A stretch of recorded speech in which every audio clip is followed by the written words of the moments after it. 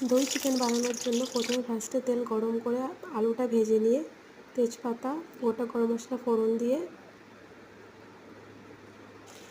তারপর পেঁয়াজ কুচি টমেটো কুচি দিয়ে হালকা ব্রাউন করে ভেজে নিয়ে পেস্ট করে রাখা মশলা দিয়ে দিতে হবে।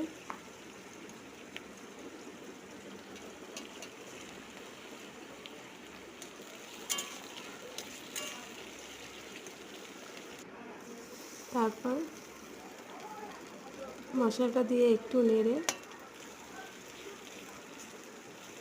যতক্ষণ না পর্যন্ত তেল ছেড়ে দেয় ততক্ষণ কষাতে হবে। এরপরে দিয়ে দিলাম কাশ্মীরি লঙ্কার গুঁড়ো, লবণ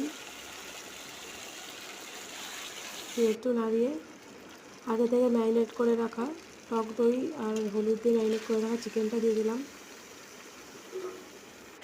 এরপর একটু